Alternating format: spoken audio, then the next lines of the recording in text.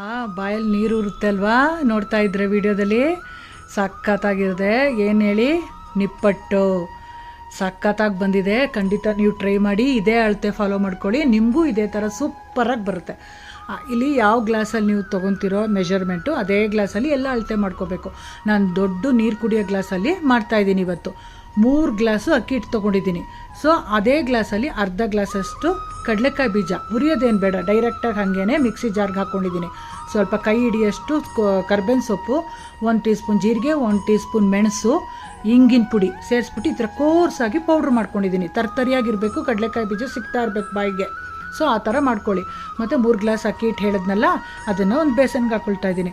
ಮತ್ತು ಕೋರ್ಸಾಗಿ ಪೌಡ್ರ್ ಮಾಡಿದ್ದೀವಲ್ಲ ಅದನ್ನು ಸೇರಿಸ್ತಾ ಇದ್ದೀನಿ.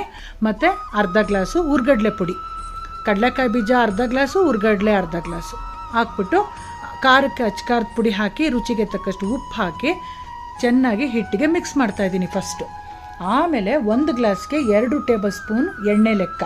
ಸೊ ನಾನು 3 ಗ್ಲಾಸ್ ತೊಗೊಂಡಿರೋದ್ರಿಂದ 6 ಸ್ಪೂನು ಎಣ್ಣೆ ಚೆನ್ನಾಗಿ ಕಾಯಿಸ್ಬಿಟ್ಟು ನೊರೆ ಬರೋ ಥರ ಕಾಯಿಸ್ಬೇಕು. ಆಮೇಲೆ ಹಿಟ್ಟಿಗೆ ಸೇರಿಸಿ ಮಿಕ್ಸ್ ಮಾಡಿ ನೀರನ್ನು ಸ್ವಲ್ಪ ಸ್ವಲ್ಪನೇ ಹಾಕ್ಕೊಳ್ತಾ ಚಪಾತಿ ಹಿಟ್ಟು ಅದಕ್ಕೆ ಕಲಿಸ್ಕೋಬೇಕು. ಈ ಥರ ಸಾಫ್ಟಾಗಿ ಕಲಿಸ್ಕೊಂಡ್ರೆ ನೀವು ಡೈರೆಕ್ಟಾಗಿ ಕೈಯಲ್ಲಿ ತಟ್ಟಂಗಿದ್ರೆ ಅದು ಚೆನ್ನಾಗಿ ಬರುತ್ತೆ. ಇಲ್ಲ ಪ್ರೆಸ್ಸರ್ ಇದ್ದರೆ ನಿಮ್ಮ ಹತ್ರ, ಪೂರಿ ಪ್ರೆಸ್ಸರ್ ಇರುತ್ತಲ್ಲ ಅದರಲ್ಲಿ ಇದ್ದರೆ ಇನ್ನೂ ಸೂಪರಾಗಿ ಬರುತ್ತೆ, ಒಂದೇ ಸೈಜಲ್ಲಿ ಸಖತ್ತಾಗಿ ಬರುತ್ತೆ.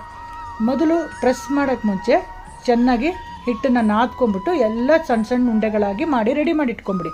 ಆಮೇಲೆ ಈ ಥರ ಪ್ರೆಸ್ಸರಲ್ಲಿ ಬಾಣಲೆಗೆ 5 ರಿಂದ 6 ಹಾಕೋ ಥರ ಎಣ್ಣೆ ಇಟ್ಟಿದ್ದೀನಿ ನಾನು. ನೀವು ಯಾವ ಸೈಜಲ್ಲಿ ಇಡ್ತೀರೋ ಅದಕ್ಕೆ ತಕ್ಕಾಗೆ ಡಿಪೆಂಡ್ ಆಗುತ್ತೆ.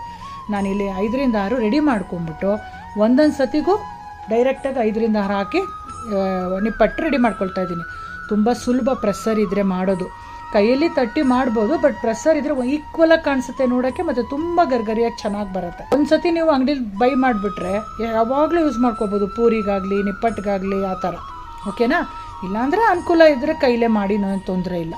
ಖಂಡಿತ ಟ್ರೈ ಮಾಡಿ ಫ್ರೆಂಡ್ಸ್. ಮಾಡಿಬಿಟ್ಟು ಹೇಗೆ ಬಂತು ಅಂತ ನನ್ನ ಕಮೆಂಟ್ ಸೆಕ್ಷನಲ್ಲಿ ಹೇಳಿ.